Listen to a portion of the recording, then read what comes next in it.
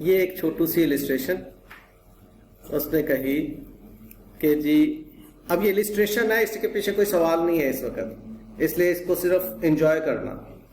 हर शख्स अपने अपने कमरे में बैठा हुआ है, ओपनिंग डेट पे ये बैलेंस लेकर प्रॉफिट हुआ तो यहां पर लिख दिया और टोटल में भी लिख दिया। हम ये भी देखेंगे कि जी टोटल में क्या उसका इम्पैक्ट आ रहा है।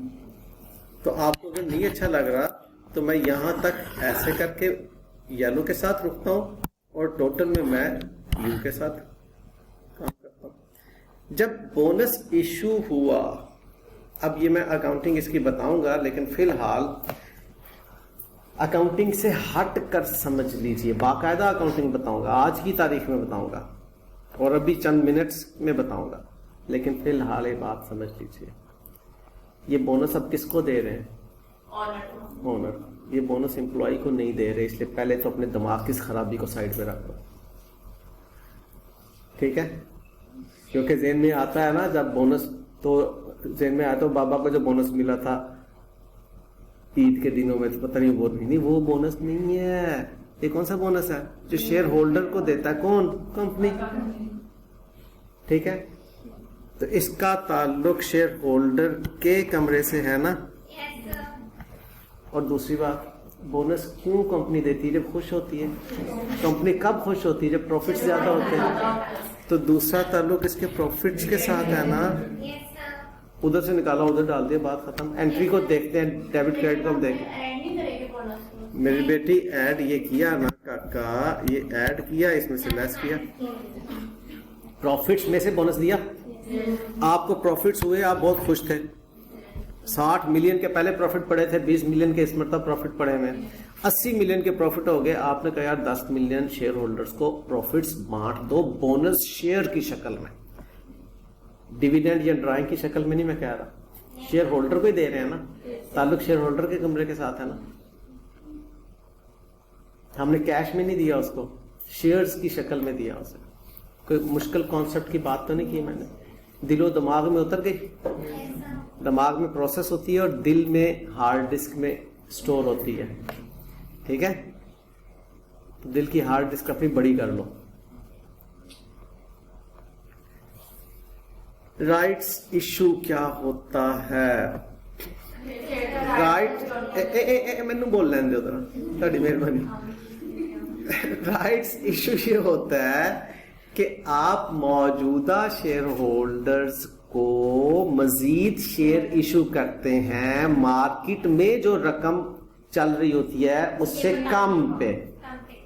मार्केट में शेयर्स 140 रुपए के फ्लोट हो रहे हैं, मौजूद है। हम अपने शेयर होल्डर्स को कहते हैं जी हमें आप बहुत अच्छे लग रहे हैं, इसलिए आप 110 रुपए में शेयर्स ले लें हमसे। अब हमने फेस वैल्यू 100 रुपए से 10 रुपए ज्यादा लिए हैं ना। मार्केट से अगर वो शेयर खरीदते तो कितने का खरीदते? 140 का खरीदते, ठीक है? तो हमने उनसे जो पैसे लिए उसमें प्रीमियम है या नहीं है? फेस वैल्यू कितनी है? 100 का ताल्लुक होगा शेयर कैपिटल के कमरे के साथ और प्रीमियम शेयर प्रीमियम के साथ होगा। टोटल हमारी इक्विटी में इजाफा होगा कि नहीं हुआ? बोनस की शक्ल में हमारी इक्विटी में इजाफा नहीं होता। एक कमरे से निकाल के दूसरे कमरे में डाल रहे हैं, पूरे घर में कोई फर्क ही नहीं पड़ रहा। आपने अपनी वार्डरोब में से कपड़े निकाल के आप ही की वार्डरोब में रख दिए, पूरे घर की वार्डरोब्स में कोई इजाफा कमी हुई? समझ नहीं आई ना? आई है, ठीक है। अब जब आपने कैश लेकर इक्विटी शेयर्स इशू किए, अब तो एक नई इक्विटी इशू हो रही है ना। अब तो टोटल में इंक्रीज आएगी ना बेटे जान, फॉलोड बेटे जी, क्योंकि उसने 5 रुपए का शेयर 5 में ही बेचा था। अगर उसने 4 रुपए का शेयर 5 में बेचा होता तो 4 इधर लिखते, 1 उधर लिखते, प्रीमियम में लिखते। वो तो मैंने उसे कहा था बेचो, उसने नहीं मेरी बात माने, ठीक है। अगर आपको मेरी बात अच्छी लगी है तो मैं अपनी बात अभी मनवा के दिखाता हूँ, अभी मनवा के दिखाता हूँ उसकी ऐसी की तैसी। बेटे जान अभी समझ आ रही है, ये लो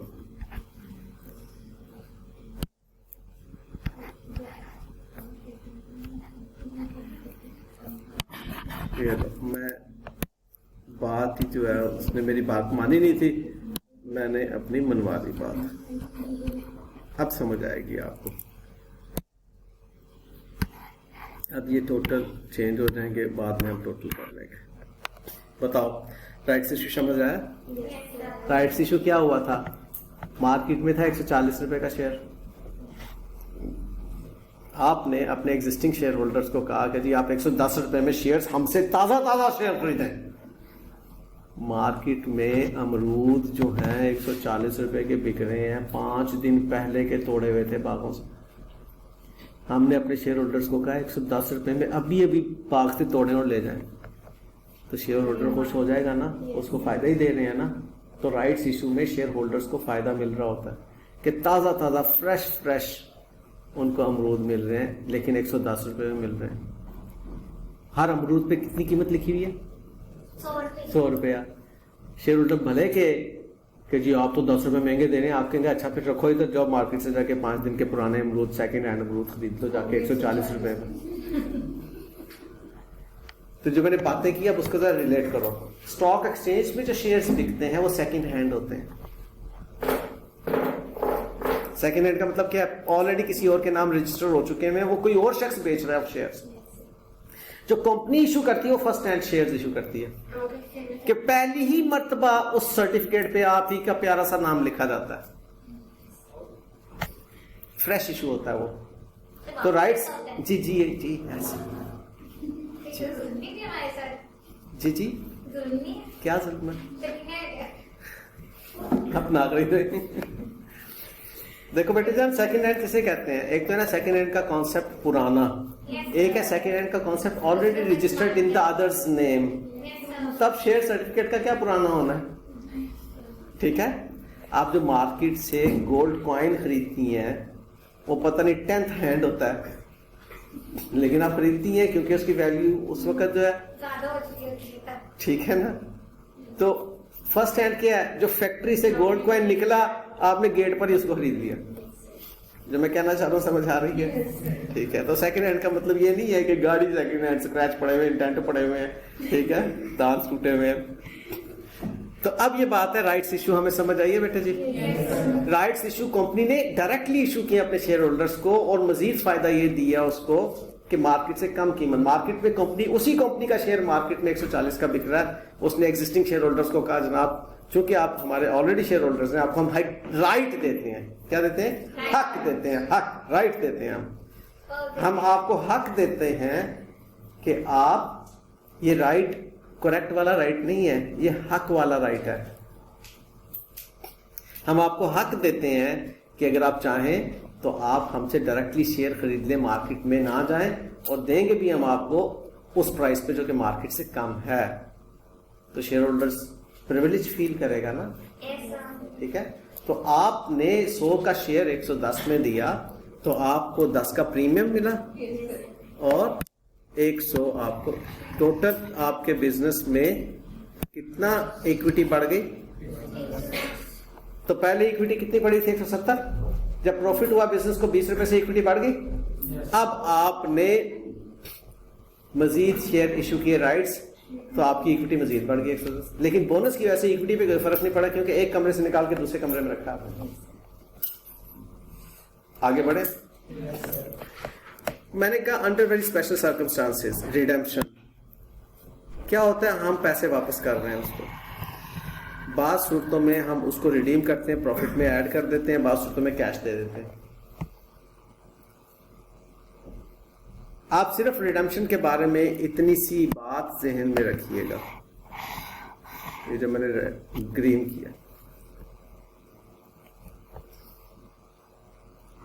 कि रिडेम्पशन की वजह से कैपिटल में आपने कमी करनी है। अगर कैश दे रहे होंगे तो कैश में कमी करेंगे, अदरवाइज आप कैपिटल में कमी करके आप अपने रिटेन प्रॉफिट्स को बढ़ा देंगे। ये एक स्पेशल सर्कमस्टांसेस है, ये आपके सिलेबस में भी नहीं है। जस्ट उसने बताया है कि रिडेम्पशन जो है वो कैपिटल के कमरे के अंदर इंक्रीज डिक्रीज हो रही है।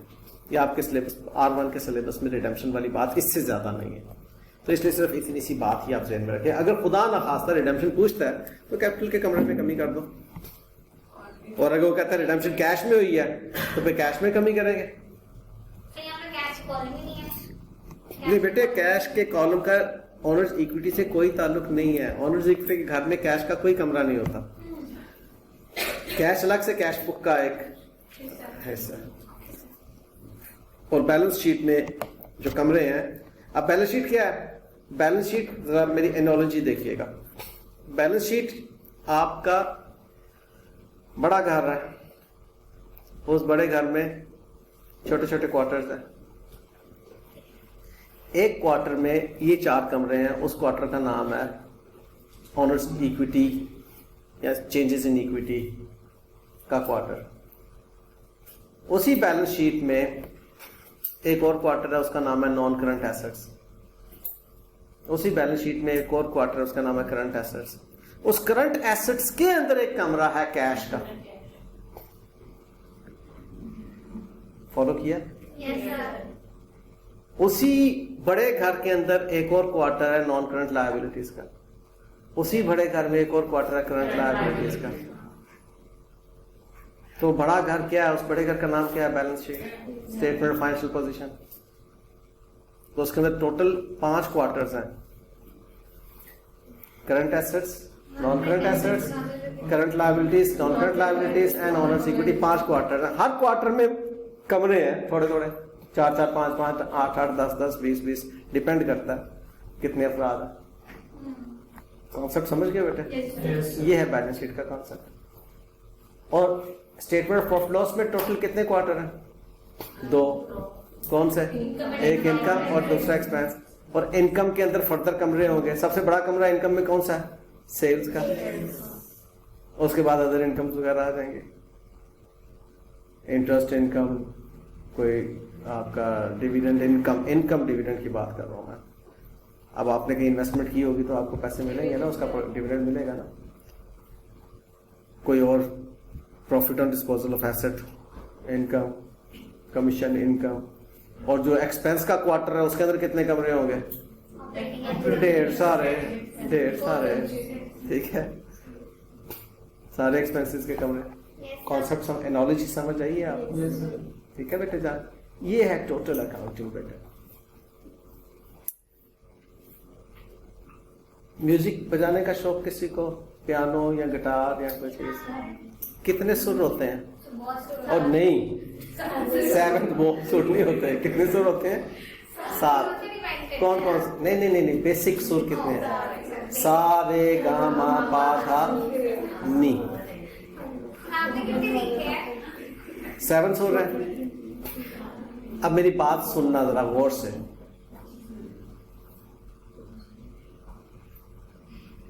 अकाउंटिंग के 12 सुर हैं। जिस तरह से हम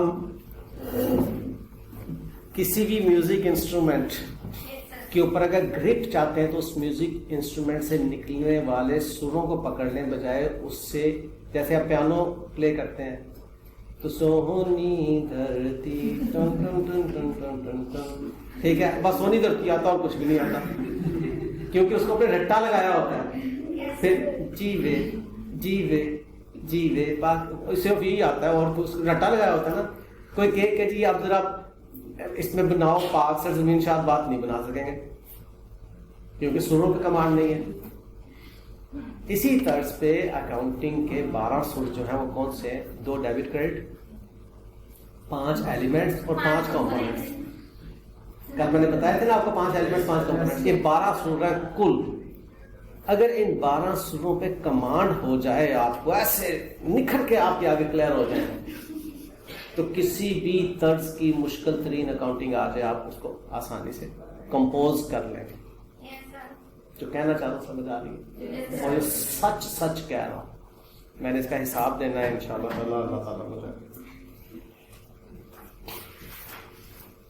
अल्लाह ताला ने मुझसे हिसाब लेना है। और मेरा फरहान सुरा द बादशाह की हो गया की करके मैं कही अल्लाह यही है, अल्लाह ने कहना आई अप्रिशिएट।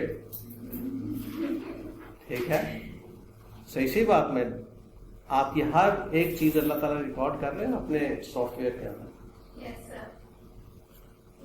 वमन यामल मिस्काल ज़र्रतिन खैरन यरह वमन यामल मिस्काल ज़र्रतिन, बच नहीं सकना।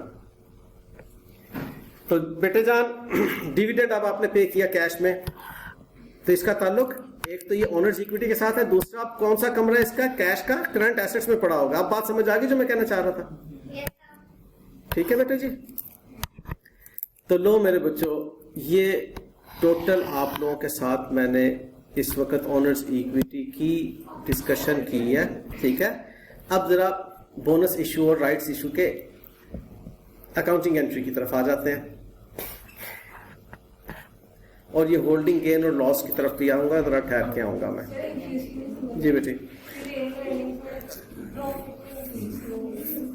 प्रॉफिट की वजह से रिटेन्ड अर्निंग में इंक्रीज हो रही है।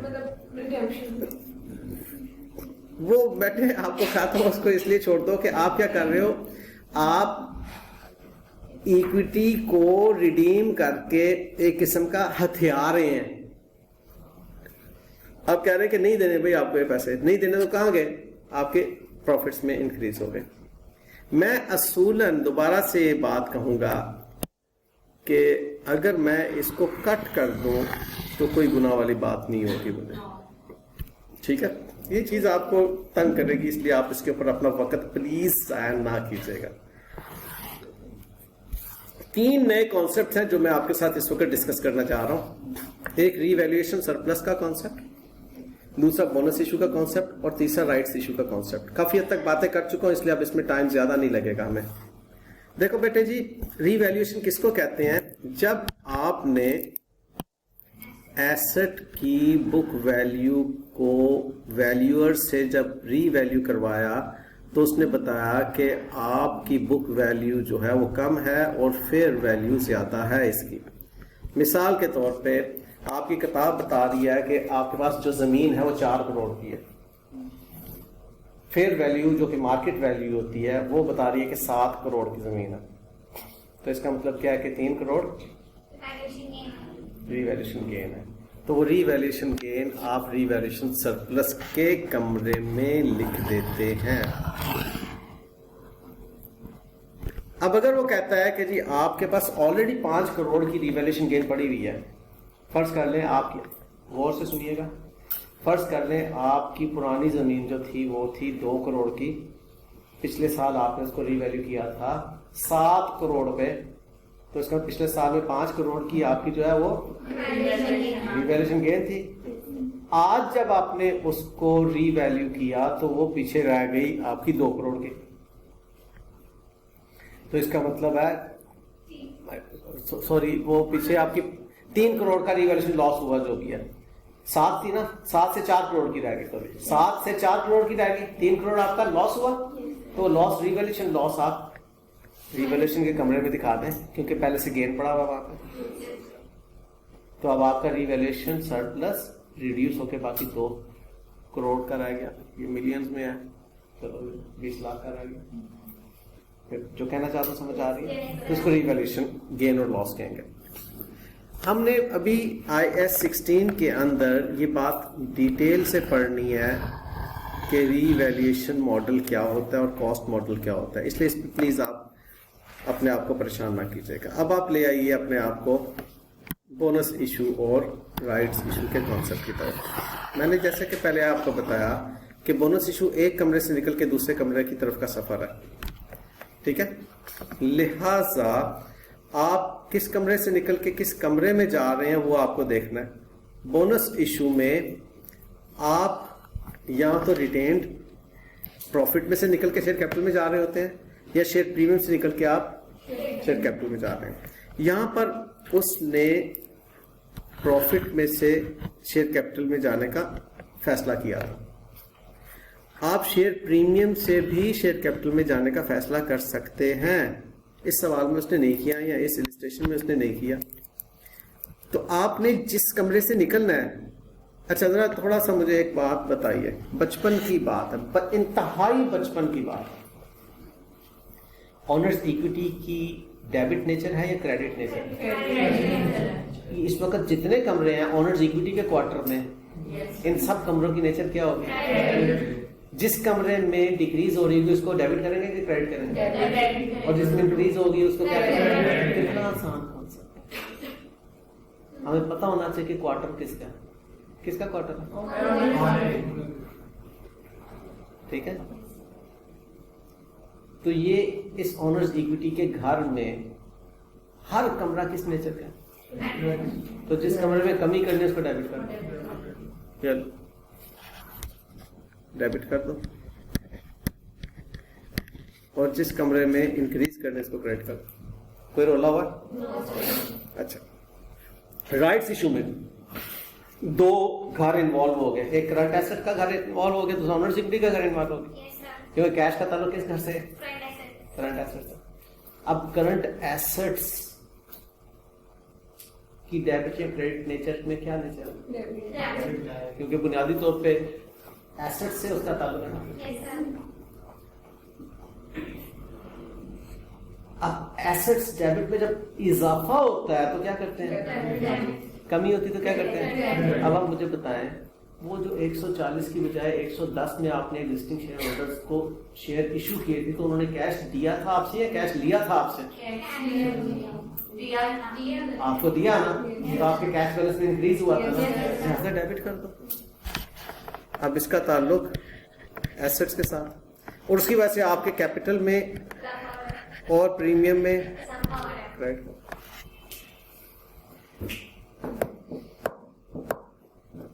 ठीक है पुत्री?